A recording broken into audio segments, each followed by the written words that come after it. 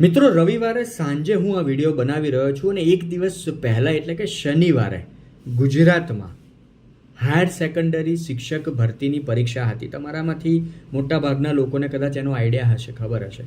હવે આ પણ જે પરીક્ષા હતી એને લઈને પણ અમુક શંકા કુશંકા પ્રશ્નો ઊભા થઈ રહ્યા છે કે જે પ્રશ્નપત્ર હતું, જે પેપર હતું એ લેન્ધી હતું.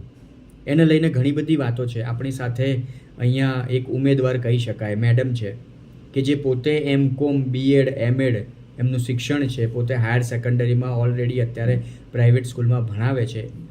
તો ઉમેદવાર તરીકે એમણે પરીક્ષા આપી અને એમના એકલાના મનની એ વાતો કે પ્રશ્નો નથી.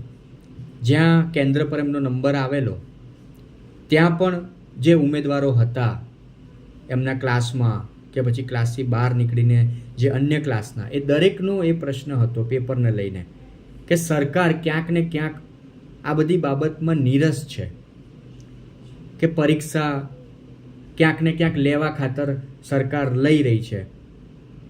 લોકોને ખરેખર નોકરી આપવાની નીતિ સરકારની ક્યાંક ને ક્યાંક નથી એવું કહી શકાય. અને આગળ મેં કહ્યું તે પ્રમાણે સરકાર પરીક્ષા લેવા ખાતર લઈ રહી છે કે લોકો વિરોધ ના કરે. અત્યારે આપણા દેશમાં શિક્ષણ વ્યવસ્થાને લઈને એમ પણ ઘણી બધી વાતો સામે આવે છે. ગુજરાતમાં પણ શિક્ષણ વ્યવસ્થાને લઈને ઘણી બધી નેગેટિવ વાતો છે.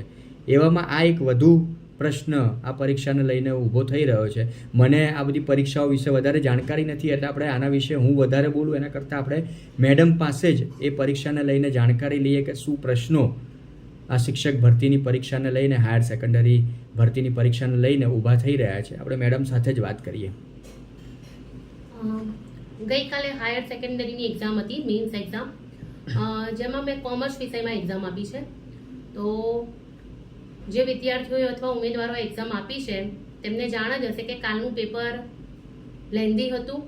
પ્રશ્ન એકમાં ટોટલ 7 પ્રશ્નો પૂછવામાં આવ્યા હતા. એક પ્રશ્ન હતો 5 માર્ક્સનો, એટલે ટોટલ 35 ગુણનો પ્રશ્ન એક હતો. અને પ્રશ્ન એકમાં 2 દાખલા વાર્ષિક હિસાબના પૂછવામાં આવ્યા હતા. હવે જનરલી વાર્ષિક હિસાબનો દાખલો 10 થી 12 માર્ક્સની અંદર પૂછવામાં આવતો હોય છે, જ્યારે અહીંયા ટાટની એક્ઝામમાં આ દાખલો 5 માર્ક્સમાં પૂછવામાં આવ્યો હતો, એટલે 5 માર્ક્સના 2 દાખલા. તો એક દાખલો વાર્ષિક હિસાબનો ગણતા લગભગ 20 થી 25 મિનિટ જતી હોય છે, કારણ કે એની અંદર 3 ખાતા બનાવવાના હોય છે, પછી એન્ટ્રી આપવાની હોય છે, છેલ્લે ટોટલ કરવાનું હોય છે. એટલે લગભગ 20 થી 25 મિનિટનો સમયગાળો એક દાખલામાં જાય છે. એટલે 2 દાખલા ગણતા ઓલમોસ્ટ એવરેજ તમારે 45 મિનિટનો સમય જાય. તો તમે વિચારો કે 5 માર્ક્સનો એક દાખલો એટલે 10 માર્ક્સનું લખતા તમારે 45 મિનિટ જતી રહે. તો બાકીનો જે સમયગાળો વધ્યો એમાં તમારે 90 માર્ક્સનું પેપર લખવું પડે. તો ઘણા બધા ઉમેદવારો જે મારા કેન્દ્ર પર હતા, તે જ્યારે પેપર પત્યું ત્યારે અમુક ઉમેદવારો સાથે મારે વાત થઈ. પછી ઘણા ઉમેદવારો જે અંદર એકબીજા સાથે પણ વાત કરતા હતા. ઘણા બધા ઉમેદવારોનો એક જ પ્રશ્ન હતો, આ મારા એકલાનો પ્રશ્ન નથી, ઘણા બધા ઉમેદવારોનો પ્રશ્ન હતો કે પેપર ઘણું જ લેન્ધી હતું. ઘણા બધા ઉમેદવારો એવા હતા જેમને 20 થી 25 માર્ક્સનું પેપર છૂટી ગયું. તો જેને પણ આ પેપર બનાવ્યું હોય, જે વ્યક્તિએ અથવા તો જે કમિટીએ આ પેપર બનાવ્યું છે, એને કદાચ બનાવવા ખાતર આ પેપર બનાવી કાઢ્યું હોય એવું લાગે છે. કારણ કે આ અધિકારીઓ તો લાખોમાં પગાર મેળવે જ છે. આથી તેમને ટાટ અથવા તો ટેટ જે પણ પરીક્ષા લેવાતી હોય, શિક્ષકની ભરતીની જે પણ પરીક્ષા લેવાતી હોય, એને અધિકારીને આવા ઉમેદવારોના ભવિષ્ય સાથે કોઈ લેવા દેવા જ નથી. બીજું શું તમે આ પરીક્ષાને લઈને કહેવા માંગો છો કે આપણા જે દેશની કે ખાસ કરીને ગુજરાતની જે સિસ્ટમ છે એને લઈને કંઈક તમે બીજું કહેવા માંગતા હોય? અને તમે મને વિડીયો બનાવતા પહેલાં વાત કરી કે પરીક્ષા કેન્દ્રની પણ એક ફરિયાદ છે કે જ્યાં તમારો નંબર આવેલો, એને લઈને પણ તમે કંઈક વાત કરવા માંગો છો? મારો ઓઢવ બાજુની એક સ્કૂલમાં નંબર આવ્યો હતો, સોનીની ચાલ પાસે અમદાવાદમાં ઓઢવ કરીને એરિયા છે, ત્યાં આગળની એક શાળામાં મારું કેન્દ્ર હતું. તો ત્યાં આગળનું જે વોશરૂમ હતું, મહિલાઓનું વોશરૂમ હતું, લેડીઝ વોશરૂમ, બરાબર, એ એટલી ગંદી હાલતમાં હતું કે કદાચ કોઈક મહિલા અથવા તો કોઈ દીકરીને જો એ વોશરૂમ યુઝ કરવું હોય ને તો એ ના કરી શકે, એટલી ગંદી હાલતમાં હતું. અમારો તો ચલો એક દિવસનો પ્રશ્ન હતો, 5-6 કલાકનો પ્રશ્ન હતો, અમારા જેવા ઉમેદવારોનો હતો. પણ જે દીકરીઓ ત્યાં રોજ ભણવા જાય છે એ લોકોનું શું? બરાબર, દીકરીઓને મંથલી જે પીરિયડની પ્રોબ્લેમ હોય છે તો એના નામ પર પણ ત્યાં અભાવ હતો. તો એ જે સુવિધાઓ છે એના પ્રત્યે પણ સરકારને ધ્યાન દોરવાની જરૂર છે. ના ના, સાચી વાત છે તમારી કે આપણે રોજનો એક દિવસનો પ્રશ્ન આપણો તો અલગ છે, પણ જે ત્યાં દીકરીઓ જે રોજ ભણવા જતી હોય, તમારી વાત 100%ની સાચી. પણ આજે આપણા દેશમાં કે ગુજરાતમાં દરેક જગ્યાએ આ પ્રકારનું જ ચાલી રહ્યું છે. તમે કીધું એ પ્રમાણે સરકારે ખરેખર આના ઉપર ધ્યાન આપવાની જરૂર છે. અને બીજું હું એ કહેવા માંગીશ કે ગવર્મેન્ટ શિક્ષકની ભરતી માટે એક્ઝામ લેવામાં આવે છે. પછી બીજી ઘણી બધી એવી ગવર્મેન્ટ જોબ છે જેના માટે સરકાર એક્ઝામ લેતી હોય છે.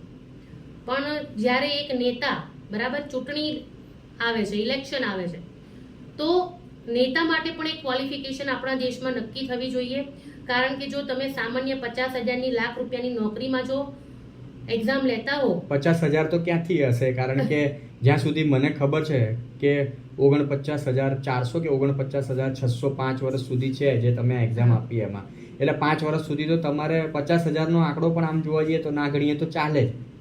અને એમાં પણ જ્યાં સુધી મારી પાસે માહિતી છે, હું વિડીયો બનાવું છું એ પ્રમાણે, કે સરકારી શિક્ષકોને જે એમનું જે ઓરિજિનલ કામ છે બાળકોને ભણાવવાનું, એના સિવાય પણ સરકાર 50થી વધારે અલગ અલગ કામગીરી કરાવતી હોય છે. ચૂંટણી દરમિયાન અન્ય પણ ઘણા બધા કાર્યક્રમો છે જેમાં શિક્ષકોને મોકલવામાં આવે છે કે ક્યાંક ને ક્યાંક શુદ્ધ ભાષામાં કહીએ તો એમનું શોષણ થાય છે. હા, 100% તમારી વાત કે શિક્ષણ સિવાયના જે કામ છે, શિક્ષકનું કામ છે ભણાવવું, તો એને એ જ કામ કરવાનું.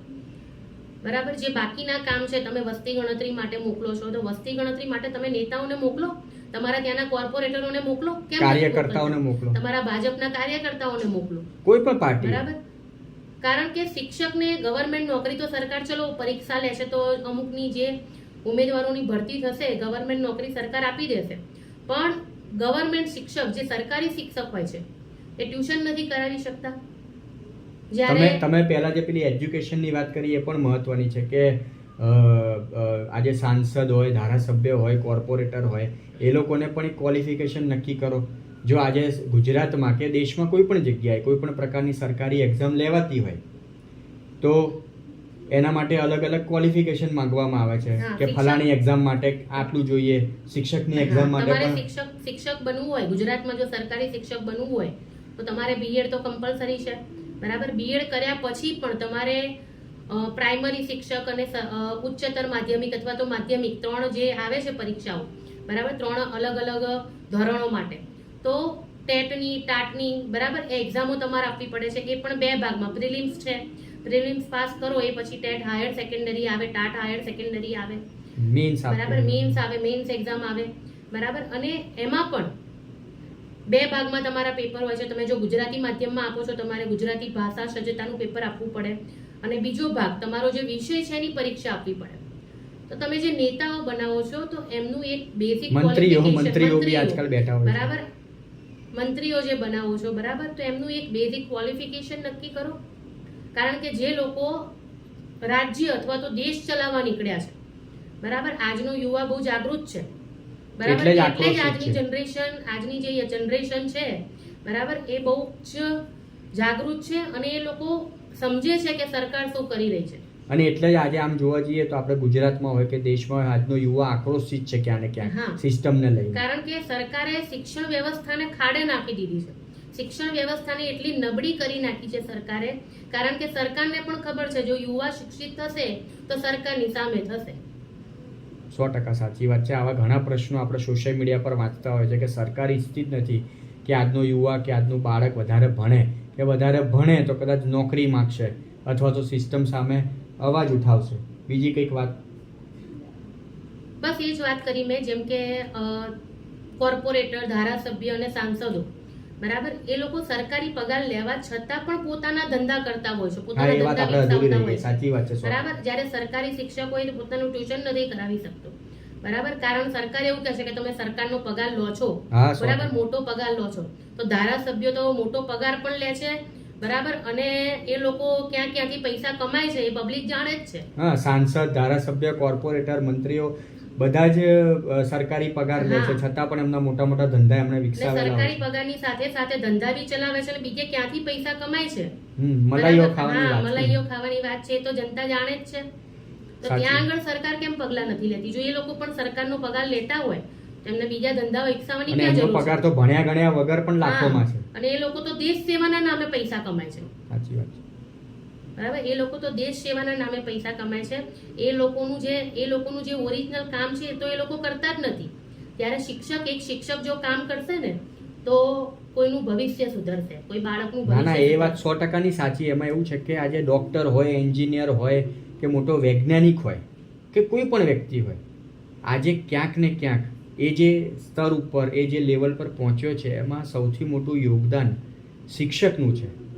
ડૉક્ટર બનવા માટે પણ તમારે એક શિક્ષકની જરૂર પડે, એન્જિનિયર, સાયન્ટિસ્ટ કે કોઈ પણ લેવલ પર પહોંચવા તમારે શિક્ષકની જરૂર તો પડવાની જ છે. પણ આજે શિક્ષકની હાલત આપણા દેશમાં શું છે એ આપણે જોઈ જ આ રહ્યા તો થઈ સરકારી શિક્ષકોની વાત. આપણે પ્રાઇવેટ સ્કૂલોની વાત કરીએ. બરાબર? જે પ્રાઇમરી શિક્ષકો હોય છે, ચલો સેકન્ડરી અને હાયર સેકન્ડરીમાં જઈએ તો ત્યાં તો થોડુંક સારું છે શિક્ષકો માટે, પણ પ્રાઇમરી શિક્ષકો જે પ્રી પ્રાઇમરી કહી શકાય, પ્લે ગ્રુપ છે, જુનિયર સિનિયર અને 1 થી 8 ધોરણ, એમાં શિક્ષકોને પગાર શું આપે છે? 7,000, 8,000. સાચી વાત છે. મેં તો અમુક દાખલા એવા પણ જોયા છે જ્યાં 4,000ની નોકરી કરવાવાળી બહેનો પણ છે હા. કે જ્યાં શિક્ષક તરીકે ફક્ત એમને 4,000, 5,000 રૂપિયા આપી દેવામાં આવે છે. આ એક રીતે શોષણ જ છે. હા, તો શું સરકારને આ બધી નહીં ખબર હોય? ઘણા બધી અમદાવાદમાં તો ઘણી બધી સ્કૂલો એવી છે જે ક્યાંક ને ક્યાંક બીજેપી સાથે જોડાયેલ છે, અથવા તો બીજેપીના કોઈ વ્યક્તિ સાથે, નેતા સાથે ડાયરેક્ટલી કે ઇનડાયરેક્ટલી જોડાયેલ છે. તો સરકારને આ બધી વાતો ખબર જ છે. બરાબર? ઘણા બધા શિક્ષકોનો પગાર 7,000 હોય છે ને સ્કૂલમાં બતાવવામાં આવે છે 15,000. એટલે વધારે અમાઉન્ટ નાખીને હા. પછી તમારી પાસે કેશ માંગી લેવામાં આવે હા. કે ભાઈ એટલા જે બાકીની રકમ છે અમને કેશમાં પાછી આપજો. હા. એવી રીતે આવું વચ્ચે એક જાણીતા અખબારમાં ગુજરાતમાં 2 થી 3 વખત આવી ગયું છે, પણ એના ઉપર મને લાગે છે સરકારને એક્શન લેવામાં કે જાણવામાં કે કોઈ રસ નથી લાગતો.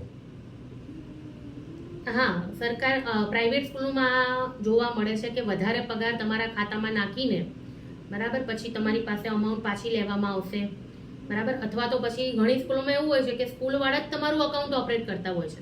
મને પોતાને અનુભવ છે કે સ્કૂલવાળા જ તમારું અકાઉન્ટ ઓપરેટ કરે છે અને તમારા એટીએમ કાર્ડમાંથી પગાર વધારે નાખીને તમારો જે ઓરિજિનલ પગાર સ્કૂલવાળાએ નક્કી કર્યો હોય એ પગાર તમને આપવામાં આવશે અને બાકીની જે અમાઉન્ટ છે સ્કૂલવાળા પાસે રહેશે.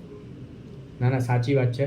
ટૂંકમાં મિત્રો કહેવા જઈએ તો શિક્ષણ વ્યવસ્થા ખાડે ગઈ છે. એમ તો આ વિડીયો આપણે બનાવ્યો હોય તો બરાબર છે, પણ એમ પણ તમે પણ આજે સોશિયલ મીડિયાના માધ્યમથી, ટીવી મીડિયાના માધ્યમથી જાણકારી લેતા જ હશો કે ઓલમોસ્ટ દર 2-4 દાડે આપણા ગુજરાતને લઈને કે સમગ્ર દેશને લઈને સમાચારો આવતા જ હોય છે કે કઈ રીતે શિક્ષણ વ્યવસ્થા ખાડે ગઈ છે. અને મુખ્ય જે આપણે શરૂઆતમાં વિડીયોની વાત કરી, જે મુખ્ય હેતુ હતો આ વિડીયો બનાવવાનો, કે જે હમણાં શિક્ષક ભરતીની પરીક્ષા ગઈ, કે ક્યાંક ને ક્યાંક જે પેપર હતું એ બનાવવા ખાતર બનાવી લીધું, કે સરકાર એ લેવા ખાતર પરીક્ષા લઈ લીધી, કે લોકો આક્રોશિત ના થાય, લોકો વિરોધ ના કરે. કારણ કે ગુજરાતમાં અત્યારે શિક્ષકોને લઈને પણ અમુક આંદોલન કે વિરોધ પ્રદર્શન અવારનવાર થતા હોય છે. તમારો શું અભિપ્રાય છે?